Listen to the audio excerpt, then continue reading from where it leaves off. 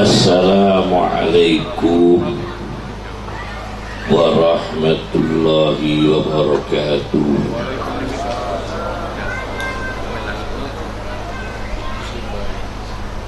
Bismillahirrahmanirrahim. Alhamdulillahi rabbil alamin.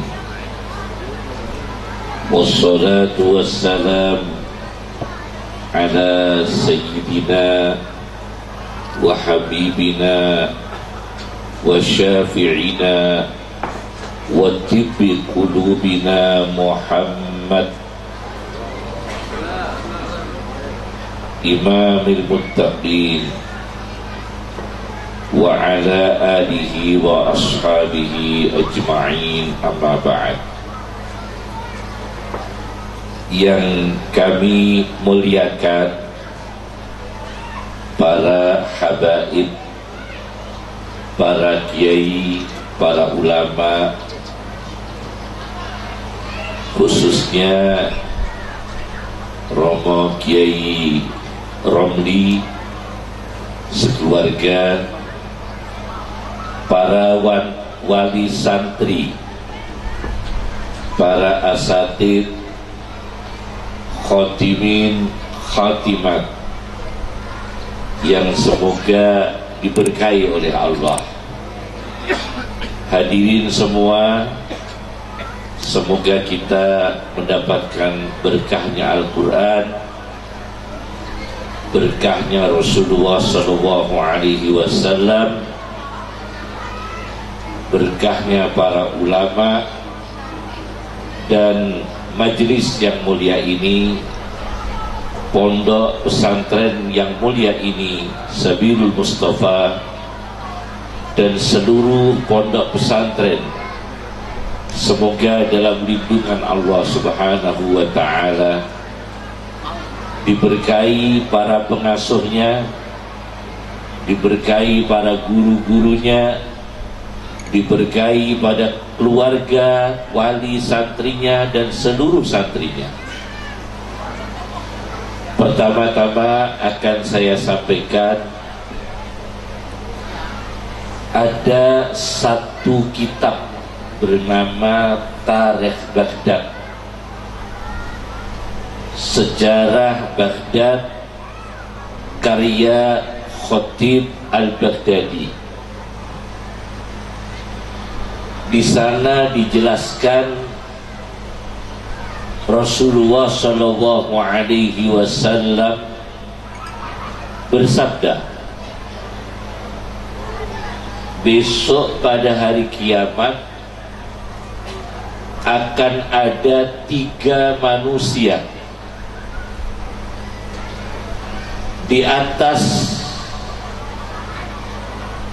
semacam bukit dari bisik. Jadi ada bukit di hari kiamat terbuat dari minyak misik yang harum. Di sana ada 3 orang. Satu di antaranya ialah di Tarikh Baghdad. Di sini dijelaskan orang yang membaca Al-Quran, kemudian mengimami sholat dengan membaca Al-Quran dan diridhoi oleh kaumnya. Hafal Al-Quran, mengimami Al-Quran, mengimami sholat dengan Al-Quran, dan diridhoi oleh jamaahnya. Satu. Yang kedua adalah orang yang mengajak manusia, orang yang mengajak orang lain ke jalan Allah. Bapak tidak bisa mondok, tapi mengajak orang ke pondok. Termasuk 3 manusia yang di atas tumpukan pasir bisik di hari kiamat. Kita mengajak 1 orang ke masjid, kita mengajak 1 orang ke pondok pesantren, kita mengajak ke satu orang pada cinta Al-Quran, termasuk manusia yang akan ditempatkan di atas semacam bukit pasir, tapi dari misik di hari kiamat. Itu yang kedua. Mengajak ke jalan Allah. Para kiai, Masya Allah, para ustadz mengajarkan Al-Quran, ibu nyai, dan kita amat sedih dengan meninggalnya banyaknya ulama yang meninggal. 1 tahun yang kita lewati ini, berapa bulan ini, sudah ratusan kiai yang meninggal dunia. Ada yang ahli tafsir, ada yang ahli hadis, ada yang ahli fikih, ada yang ahli Quran, ada yang ahli sastra Arab, ada yang ahli tasawuf, ada mursyid tariqah. Banyak sekali selama beberapa bulan ini para kiai yang dipanggil oleh Allah Subhanahu wa ta'ala. Ini manusia-manusia yang mengajak ke jalan Allah. Kita doakan semoga anak-anak yang mondok ini menjadi kader, pengganti, estafet, penerus untuk melanjutkan perjuangan para ulama, perjuangan para kiai. Kelak insya Allah syariat Islam, ajaran Islam, sirah Nabi, sunnah Nabi dijaga oleh Allah di atas bumi Indonesia yang tercinta ini. Yang ketiga, yaitu budak yang status sosialnya budak, tidak terhormat. Budak itu bisa dijual belikan, tapi meskipun status sosialnya rendah, budak, tapi tidak menyibukkan dia lupa akhirat. Kuli tapi tidak lupa akhirat. Budak tidak lupa akhirat. Orang miskin tidak lupa akhirat. Orang menderita tidak lupa akhirat. Orang rendah tidak lupa akhirat. Ini manusia yang insya Allah ditempatkan oleh Allah di bukit pasir misik di hari kiamat. Semoga kita mengisi di antara 3 itu. Al-Quranul Karim, saya pernah membaca dalam satu kitab penelitian berjudul Mukjizat Quraniyah, bahwa huruf di Al-Quran ada qaf. Dalam Al-Quran itu qaf itu terdapat 7.034 kali. Sudah pernah menghitung? Belum ya? Kalau dalam Al-Quran huruf qaf itu terdapat 7.034 kali. Kalau titik dalam Al-Quran, seperti dikemukakan oleh Ibnul Jauzi dalam karya ilmiahnya Fununul Afnan fi Ulumil Quran, itu kalau ba titiknya berapa ibu-ibu? Kalau ba 1, kalau ta 2, kalau sa 3. Kalau semua dalam Al-Quran berapa titiknya? Itu ada orang yang menghitung secara manual, tidak pakai komputer. Zaman kuno secara manual dihitung, dan saya pelajari jumlahnya itu 1.025.000 lebih 30 titik. Jadi berapa jumlahnya? 1.025.030 titik dalam Al-Quran. Sedangkan di antara huruf hijaiyah Al-Quran itu huruf qaf terdapat 7.034 titik. Nah, ternyata dalam Al-Quran, Quran mengatakan Quran. Kata Quran dalam Quran itu terdapat 70 kali. Saya pernah mempelajari itu, bahwa kata Quran dalam Al-Quran itu terdapat berapa? 70 kali. Ada kata Quran di dalam Al-Quran 70 kali. Nah, di antara 70 kali kata Quran terdapat dalam Al-Quran, adik-adik yang saya banggakan dengan hafalan Al-Qurannya, dulu saya belajar Qurannya seperti ini ke ayah saya, jadi dihitung semua, ini berapa kali, ini berapa kali. Nah, kata Quran di dalam Al-Quran itu 70 kali. Di antara 70 kali itu ada jaminan Al-Quran dimudahkan Allah untuk dihafal. Terdapat dalam surat Al-Qamar, walaqad yassarnal Qur'ana lidzikri, dan sungguh aku mudahkan Al-Quran untuk dihafal. Subhanallah, berapa anak tadi yang di wisuda hafalan? 9. Barokah semua. Allah berfirman dalam Al-Quran, walaqad yassarnal Qur'ana lidzikri, dan sungguh-sungguh aku mudahkan Al-Quran untuk dihafal. Maka Pak Hasyim Musadi, Kiai Haji Hasyim Musadi pernah mengatakan kepada saya, seluruh Indonesia orang yang hafal Quran mencapai 2,5 juta. 2,5 juta. Nah, ini Al-Quran dimudahkan untuk dihafalkan. Nah, nanti ini tema saya adalah bagaimana Al-Quran membawa kemudahan. Pertama saya kaji adalah yang perlu kita jelaskan, taysirul Quran bil malaikah. Al-Quran dimudahkan dengan bantuan malaikat. Ini banyak orang nggak tahu. Al-Quran dimudahkan dihafal, dimudahkan dibaca karena dibantu oleh kekuatan malaikat. Saya baca dalam tafsirnya Imam Sya'rawi,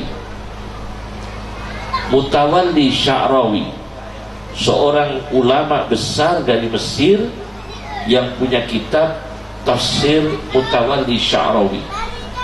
Saya punya di rumah kalau tidak salah 20 jilid tafsir Sya'rawi. Nah, ternyata Al-Quran itu ada malaikatnya. Kita baca Quran itu ada malaikatnya. Dari ayat pertama sampai ayat terakhir itu ada malaikatnya semua. Kita baca Al-Quran agak keliru, dibantu oleh malaikat, diluruskan. Kita membaca Al-Quran ada kesulitan, dibantu malaikat untuk dimudahkan. Kita sulit memahami Al-Quran, dibantu oleh malaikat untuk difahami.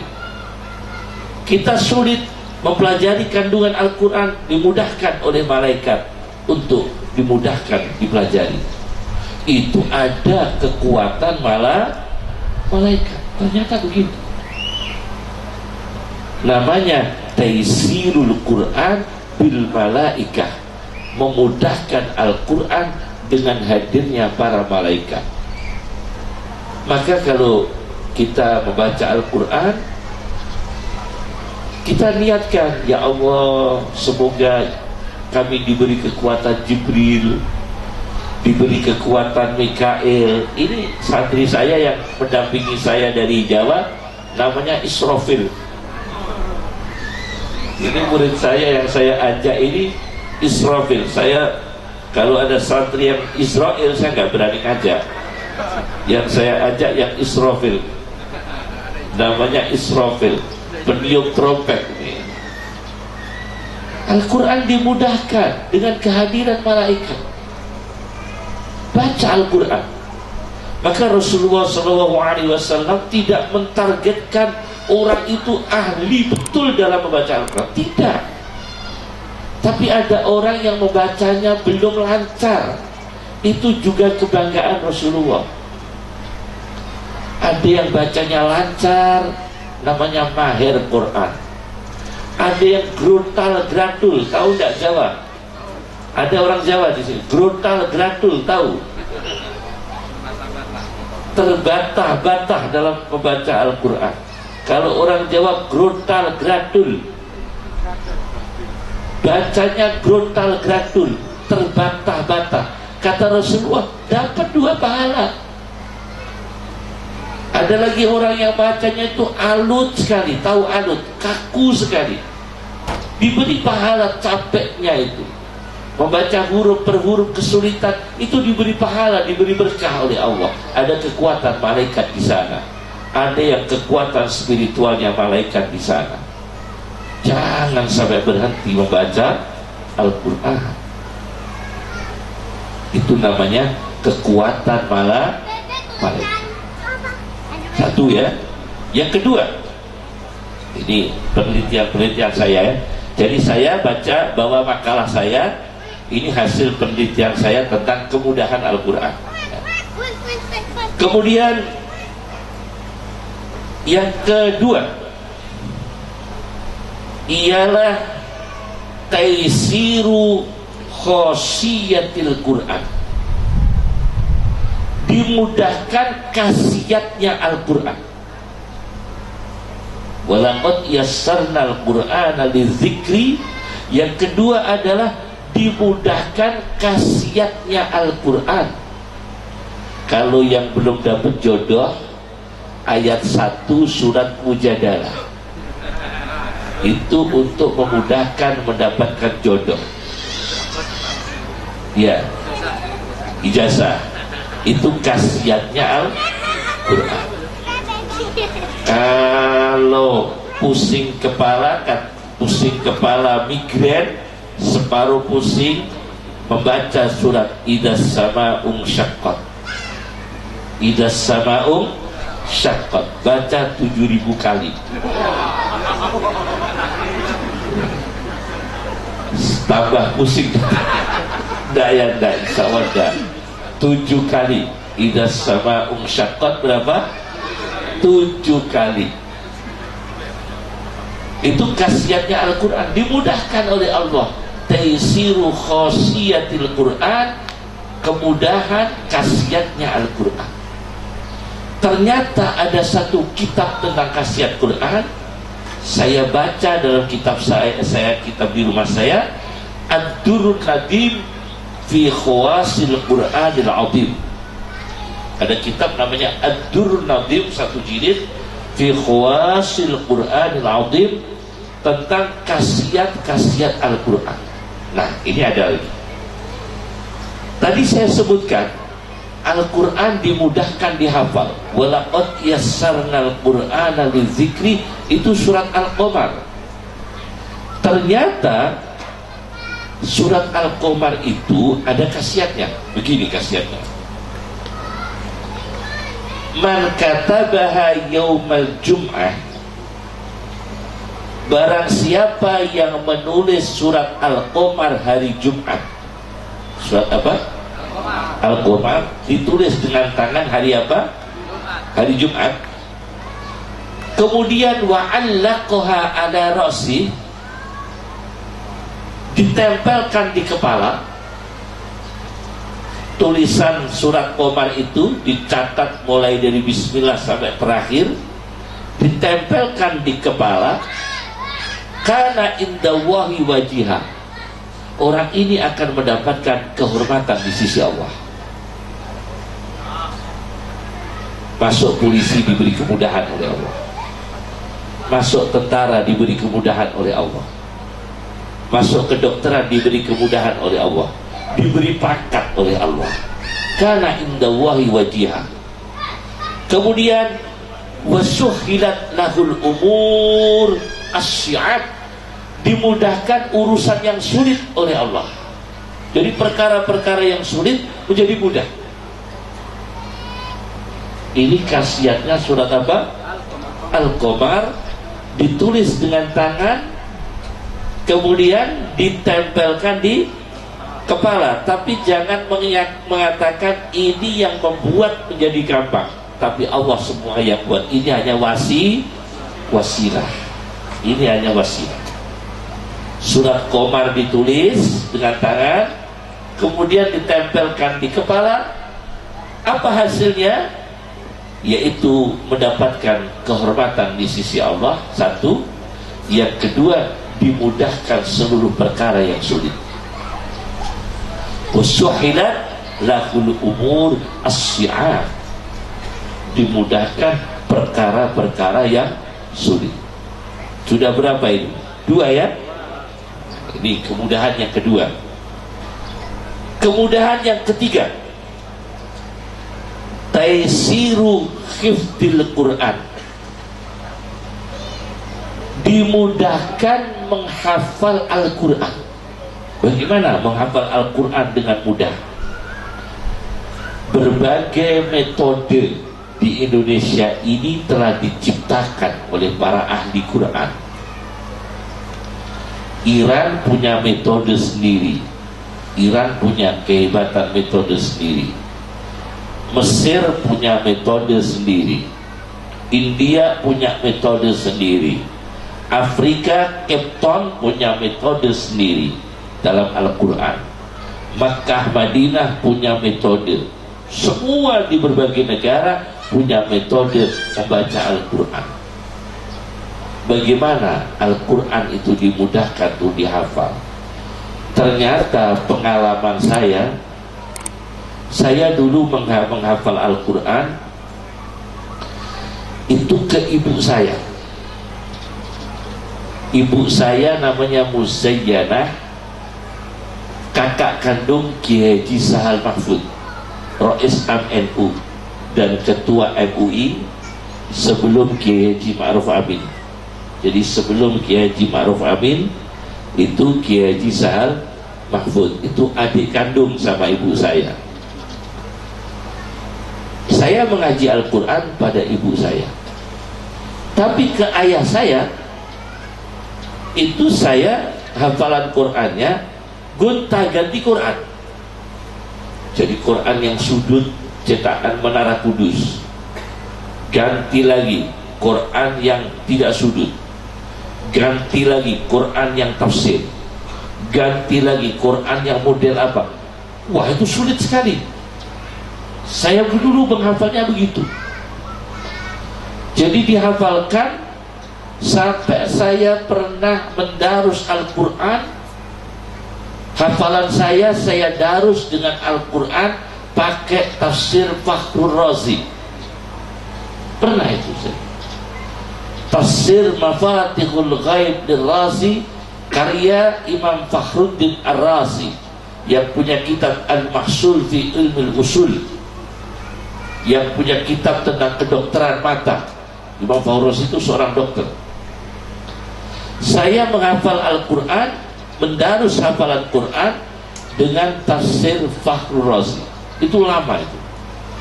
Kemudian saya mendarus Al-Quran dengan tafsir singkat namanya Al-Mushaful Muyassar karya Isa Abdul Jalil, orang Mesir. Lebih sulit lagi, ada kesulitan lagi. Jadi dioplos. Nah, ini tidak boleh dilakukan di pondok pesantren Al-Quran, jangan. Malah bingung. Iya, buyar, bisa bingung, tidak boleh dilakukan.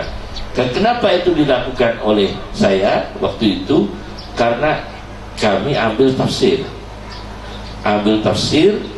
sehari. Jadi saya hafal Quran, kulhu misalnya, kulhu pagi, kulhu wallahu ahad, itu pakai tafsir kulhu wallahu ahad, tafsir apa, sampai siang.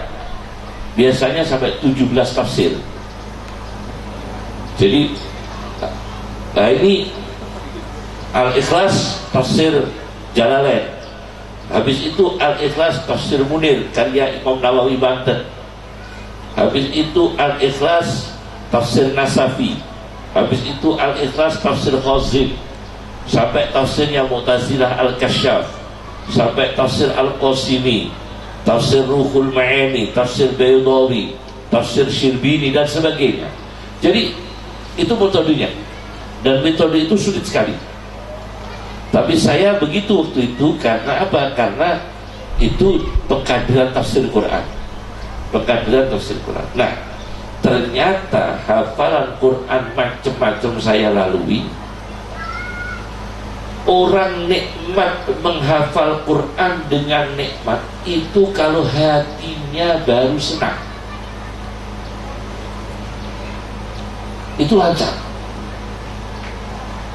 hatinya fresh, nikmat, ruangan, pokoknya hatinya fresh, adem, ayem, tidak ada kacau, itu nikmat sekali baca Al-Quran. Tanya semua yang hafal. Orang hafal ya, sehabis dimarahi istrinya, kacau hafalnya. Orang baca Quran, maaf ya, sedang baca Quran dari Quran, ruwet dengan hutangnya, kacau bacanya. Orang baca Quran, terus Quran banyak musuh, kacau baca Qurannya, tidak nikmat. Ternyata yang membuat nikmat menghafal Quran adalah hatinya itu memang khalidini, hatinya itu fresh, khalidini, kosong, tidak banyak mikir musuh, tidak mikir musuh, tidak ada dendam, tidak sakit hati dengan orang lain, tidak ada rasa pamer. Masya Allah, itu nikmatnya orang hafal Quran. Itu diberi kemudahan oleh Allah. Paling nikmat karena apa? Karena hafal Quran itu adalah aktivitas hati. Menurut Ar-Razi, meskipun filsafat dengan kedokteran berbeda, akal itu di otak atau di hati. Kalau tafsir Ar-Razi, akal itu di hati. Qulubun ya'qiluna biha. Kata Imam Ar-Razi, qulubun ya'qiluna biha. Hati itu organ tempat akal. Itu Imam Ar-Razi mempertahankan itu. Beliau mengatakan akal itu di hati, sarafnya di otak, tapi menuju ke hati. Nah, ketika hati itu tenang, syukur, nikmat, tidak ada kecewa. Coba adik-adik atau ustaz-ustaz baca Quran sedang kecewa, tidak nikmat. Meskipun kita hafalnya Quran itu lanyah, tetapi lanyahnya itu adalah lanyah malakah. Lidahnya aja yang gerak membaca Quran, tapi tidak menikmati dalam hati. Karena hatinya itu sedang gelisah, hatinya sedang kecewa, hatinya sedang dendam, hatinya sedang dengki, hatinya sedang malas, hatinya sedang sedih, tertekan. Itu sulit menikmati hafalan Quran.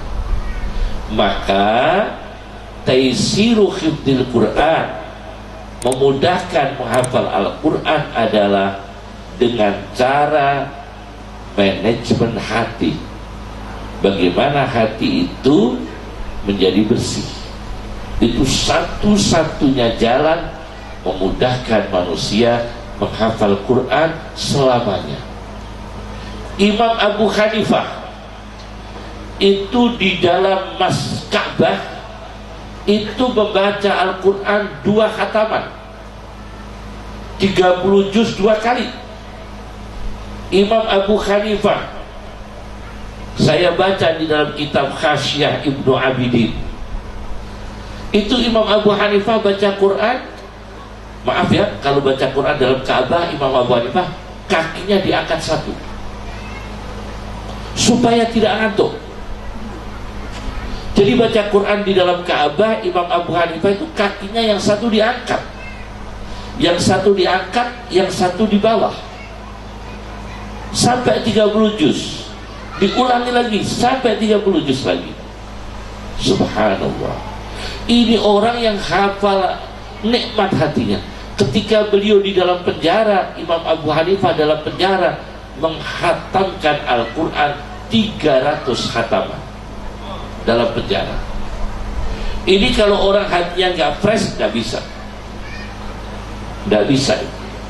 Karena dalam penjara tertekan, bisa hafal, bisa baca Quran 300 khataman. Itu namanya apa? Apa namanya tadi? Taisiru hifdzil Quran, memudahkan hafalan apa? Al-Quran. Kemudian taisiru fahmil Quran, yang keempat, memudahkan memahami Al-Quran. Sudah empat ya. Yang keempat sekarang ini ya, taisiru fahmil Quran, memudahkan memahami Al-Quran. Semoga adik-adik yang sudah hafal nanti belajar kandungannya ya. Jangan berhenti ya adik-adik, jangan berhenti mempelajari Al-Quran. Habis belajar Al-Quran ini, hafalannya sudah, tingkatkan, pelajari apa? Kandungan Al-Quran, bertahap. Tapi memang nikmat seperti dulu saya belajar itu. Al-Ikhlas tafsir apa, Al-Ikhlas tafsir apa, itu sampai 17, kadang sampai 22 judul. Jadi banyak sekali ya. Nah, yang keempat, taisiru fahmil Quran, memudahkan memahami Al-Quran. Bagaimana? Imam Ghazali di dalam kitab Ihya Ulumuddin, saya baca di dalam kitab Ihya Ulumuddin, beliau mengatakan fabatinu ma'nahu aidan bihukmi izzihi wa jalalih mahjubun an batinil qalbi, bahwa makna batin Al-Quran, Al-Quran itu ada makna zahir, ada makna batin. Makna batin Al-Quran terhalang dari batinnya hati. Hati tidak bisa menembus makna batin Al-Quran illa idza kana mutatahhiran, kecuali hati itu bersih an kulli rijzin, dari segala kotoran, wa mustaniran, dan hati itu bercahaya binurit ta'zim wa tauqir, dengan cahaya mengagungkan Allah. Nah, itu mudah memahami Al-Quran adalah kita baca Al-Quran ada rasa mengagungkan Allah. Itu nanti diberi kemudahan memahami Al-Quran. Pas baca itu ada rasa mengagungkan Allah. Di antaranya apa? Wudu. Mengagungkan Allah, baca Al-Quran dengan wudu, megang Al-Quran dengan wudu. Janabat jangan baca Al-Quran. Kalau belum wudu jangan sentuh Al-Quran. Membaca Al-Quran dengan baju yang bersih, mengagungkan. Syukur dengan minyak wangi, syukur dengan baju putih, kan begitu. Itu mengagungkan Allah ketika membaca Al-Quran. Nah, cara-cara seperti itu memberikan kemudahan memahami Al-Quran. Karena apa? Karena ada rasa mengagungkan Allah. Kalau mengagungkan Al-Quran, Anda akan diagungkan oleh manusia. Kalau merasakan wibawa Al-Quran, Anda akan menjadi manusia yang berwibawa.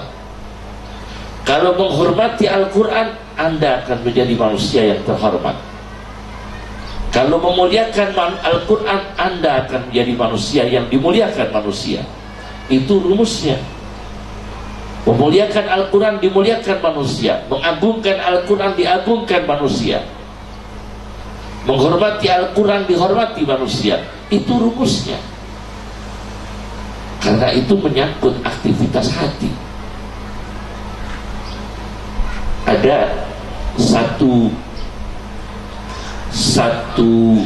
cara memahami Al-Quran yang supaya tidak sulit-sulit ya. Itu abah saya cerita ke saya sendiri. Apapun cung, orang Jawa tahu cung ya. Abah saya manggil saya cung. Sini masih ada kata-kata cung? Masih ya? Abah saya manggil saya cung. Nek kue kepingin paham Quran, apapun judul tafsirnya, cari tafsir dasar Al-Quran yang berkahnya besar. Nah, empirisnya secara empiris ulama dulu mengatakan tafsir yang berkahnya besar adalah Jalalain di antaranya. Maka kalau ingin paham Al-Quran, pelajari dulu Jalalain, baru yang lain. Itu abah saya. Meskipun kamu cung, saya sediakan kitab sebanyak ini, ada 4 rumah kitab saya. Kitab saya itu ada 4 rumah besar.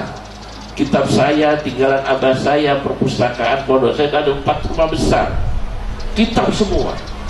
Tapi untuk memahami Al-Quran dengan baik, cari kitab dasar yang berkah. Di antaranya tafsir Jalalain. Itu akan membuka tafsir yang lain. Sekarang ini banyak orang meremehkan Jalalain. Bukan sekarang, ada sebagian orang meremehkan Jalalain. Katanya tidak seintelektual tafsir Al-Manar karya Rasyid Ridho, tidak seanalisis modern seperti tafsir yang rasional, seperti tafsirnya Mu'tazilah Al-Kasyaf. Jangan begitu. Tafsir sains, ada tafsir sains, tafsir dan ilmu pengetahuan alam dan teknologi, namanya tafsir Jawahir. Tafsir sains itu lebih banyak ilmu pengetahuan alam. Itu karya Tontowi Jauhari, namanya tafsir Jawahir. Saya dulu ngaji ke ayah saya. Kata ayah saya, coba kamu lihat, tafsirnya Tontowi saja pakai Jalalain semua. Pakai Jalalain semua. Jadi kalau memahami Quran, Ustadz Romli, Kiai Romli, santri-santri diajarkan Jalalain. Sudah ya? Alhamdulillah. Itu berkahnya besar. Biar itu nanti pemahamannya juga Ahlussunnah wal Jamaah, pemahamannya juga lurus.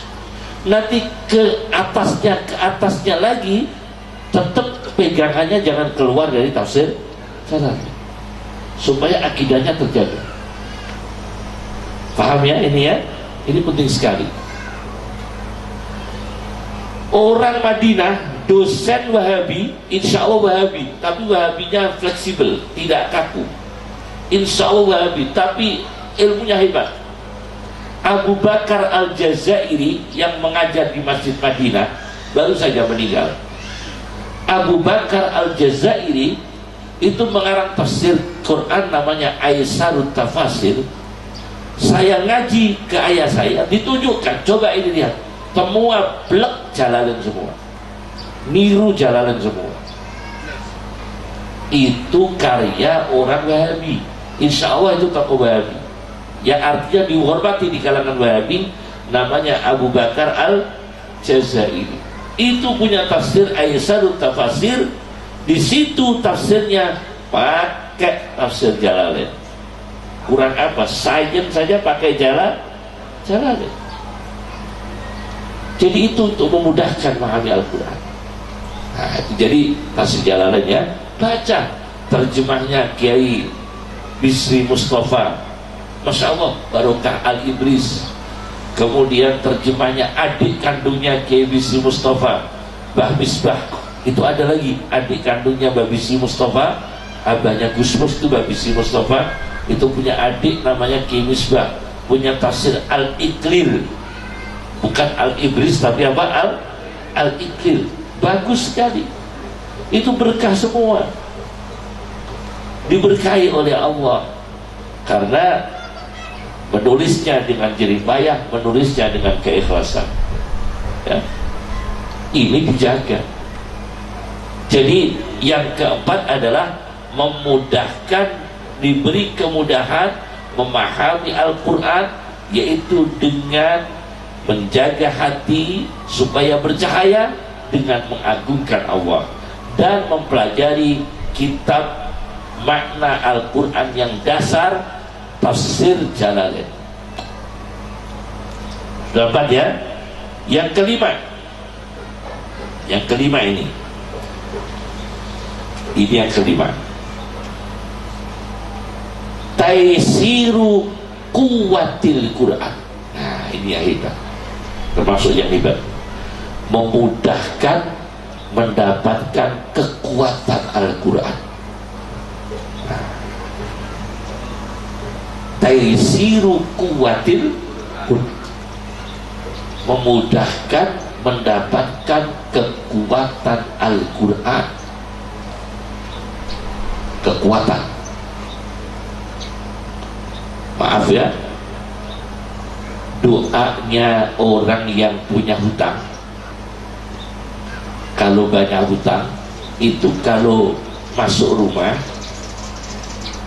kalau punya hutang ya, itu kalau masuk rumah salamnya 3 kali.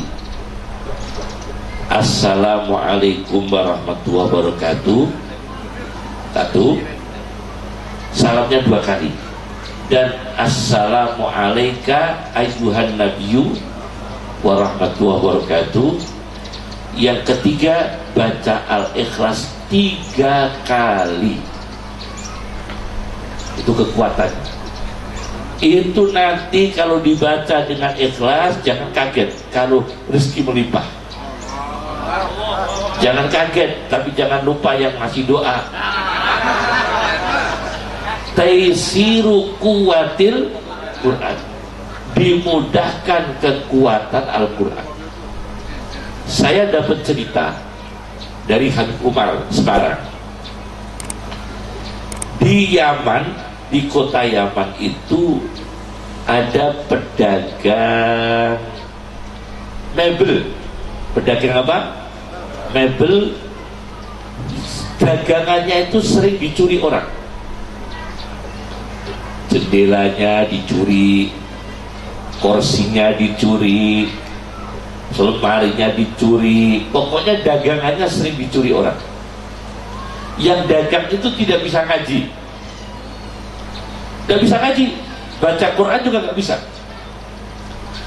Coba dengar-dengar, ada syekh di Yaman, kalau supaya pencuri tidak berhasil, rumah tidak dibobol pencuri, itu kata seorang ulama Yaman, maka dibacakan ayat kursi. Dibacakan apa? Ayat kursi, supaya rumah tidak dibobol pencuri. Bacakan ayat kursi.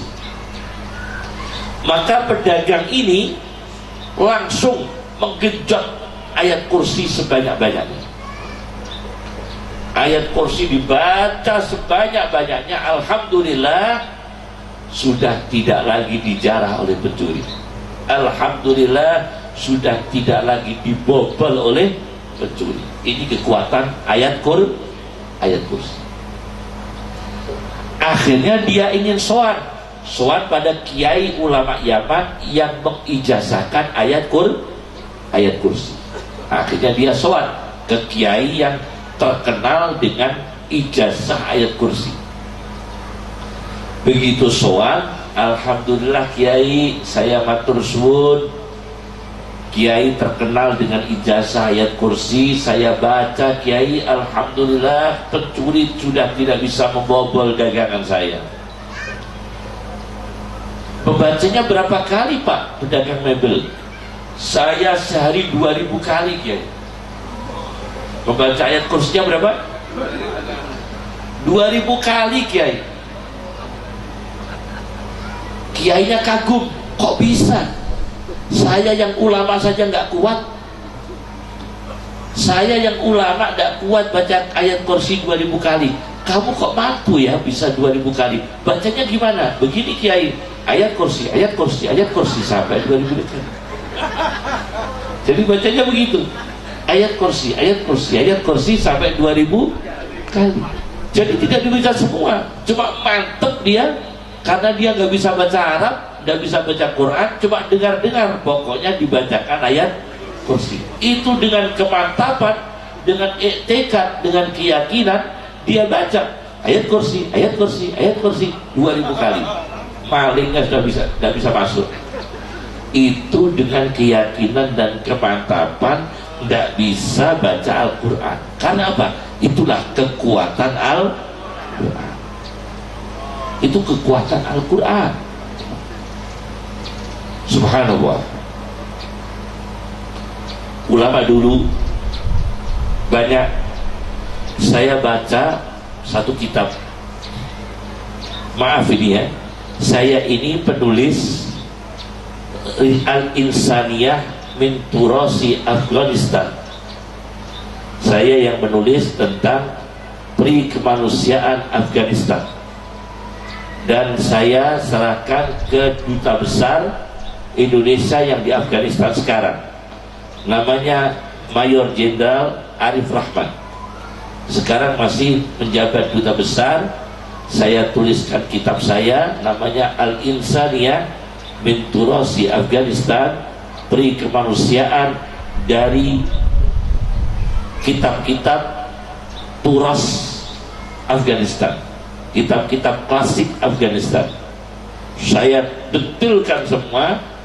Jangan ada lagi perang, harus damai, peri kemanusiaan, jangan kejam, jangan sadis, jangan teroris, jangan radikal. Saya tekankan begitu dari kitab-kitabnya orang Afghanistan.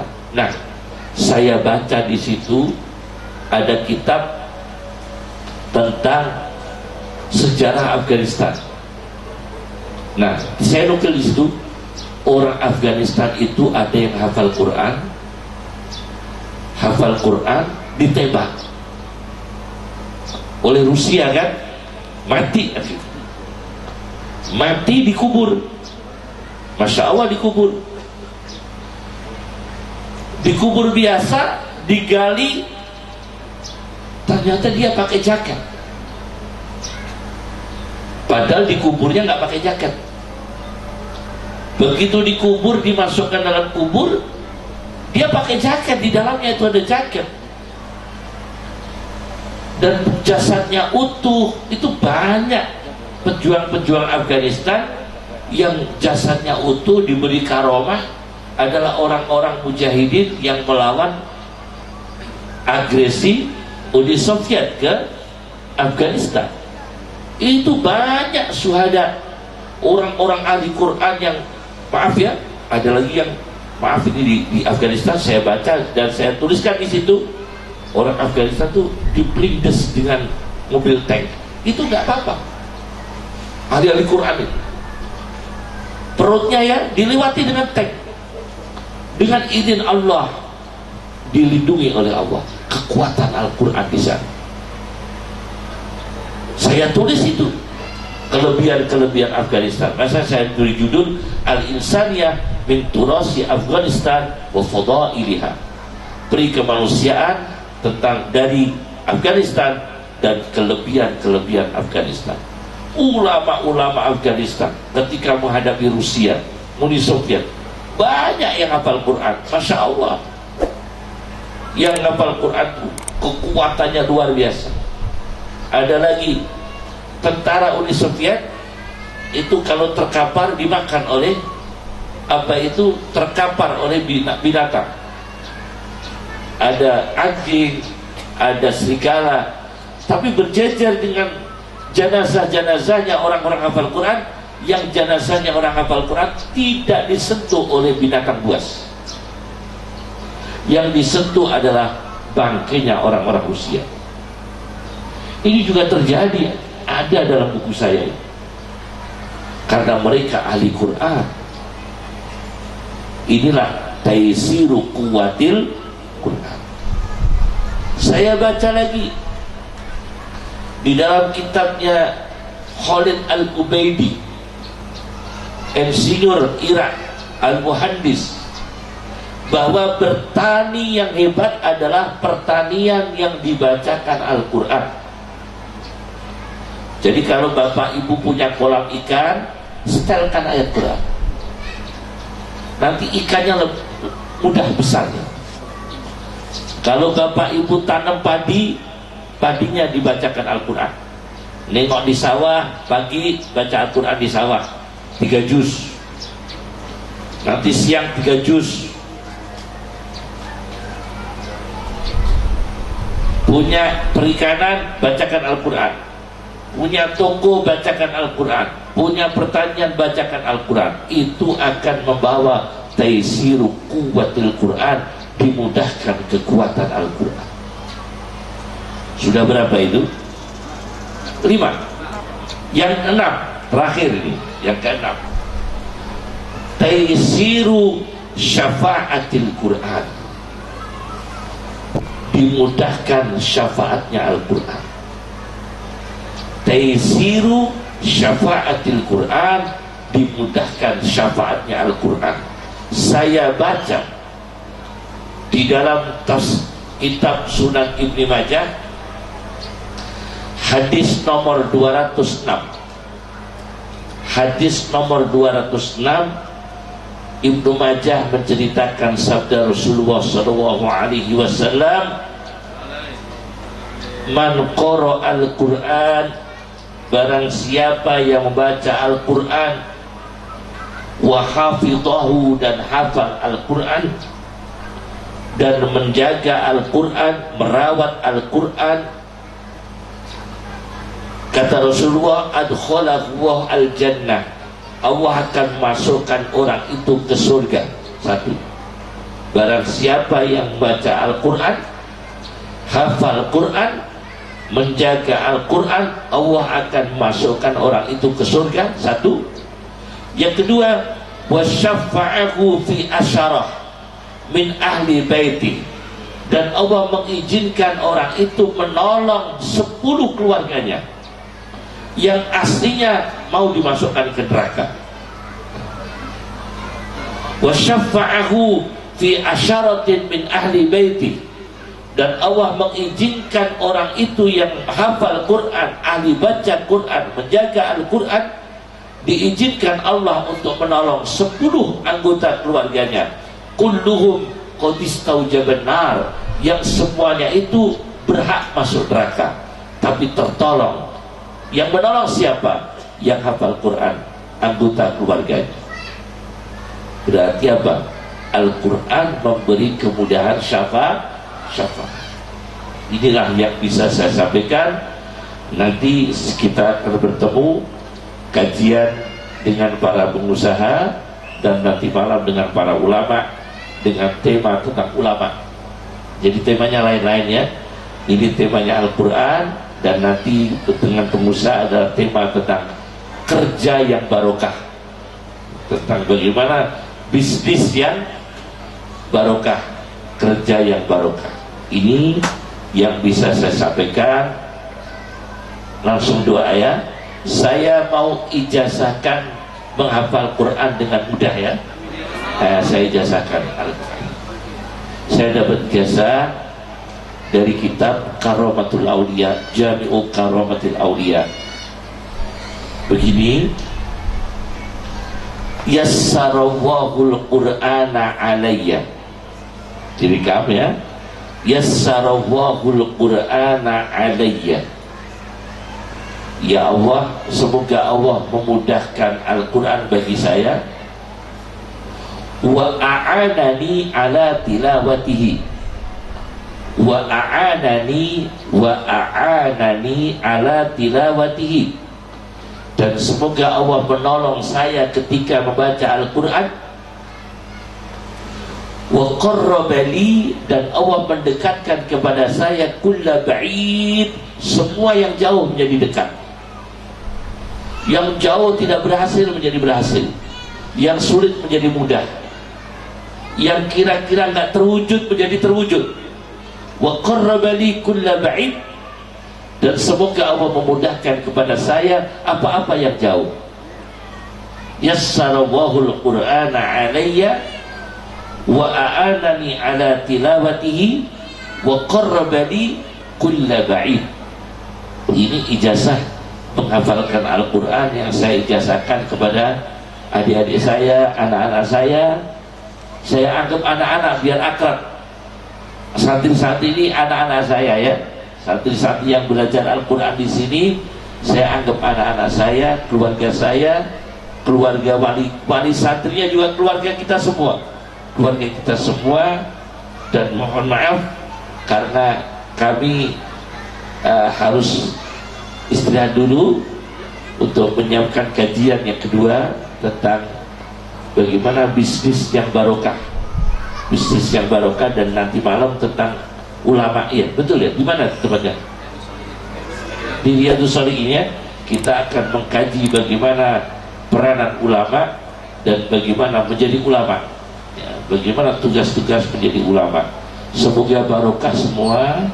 Masya Allah, saya senang sekali ketemu dengan saudara-saudara saya dari Jawa, banyak sekali. Tadi ada informasi ada 60% lebih di Lampung dari Jawa ya. Kalau tidak anaknya orang Jawa, dari Jawa, cucunya orang Jawa. Semoga membawa berkah semua. Meskipun secara geografis berbeda pulau, tetapi keulamaan kita ini tukar menukar. Kalau kiai-kiai dulu di Jawa banyak belajar dari kiai Sumatera, harus diketahui itu. Pengasuh pondok Gontor, pondok besar di Jawa, pondok modern yang saat itu di Gontor, itu Kiai Zarkasinya dulu belajarnya di Padang, di Sumatera Barat. Kemudian ayah saya Kiai Haji Maimun Zubair, muridnya ulama dari keturunan Padang, Syekh Yasin bin Isa Al-Fadani, itu dari Padang. Mbah Maimun Zubair, ayah saya itu muridnya ulama dari Padang. Kemudian di Jawa, ulama tertua di Jawa itu ngajinya Mbah Hasyim Asy'ari, Ki Abdul Karim Lirboyo, Ki Abdul Wahab Hasbuh, Ki Bisri Syamsuri, itu muridnya Ki Khalil Bangkalan. Ki Khalil Bangkalan belajarnya di Palembang, punya guru di Palembang. Kemudian kakek saya dan kiai-kiai di Jawa itu muridnya Syekh Khotib Minangkabau, dari Minangkabau. Jadi Sumatera tua ya ilmunya ya. Sekarang tukar menukar, pokoknya saling memberi manfaat, saling memberi manfaat. Insya Allah barokah semua ya, barokah semua. Rabbana atina fid dunya hasanah wa fil akhirati hasanah wa qina azabannar.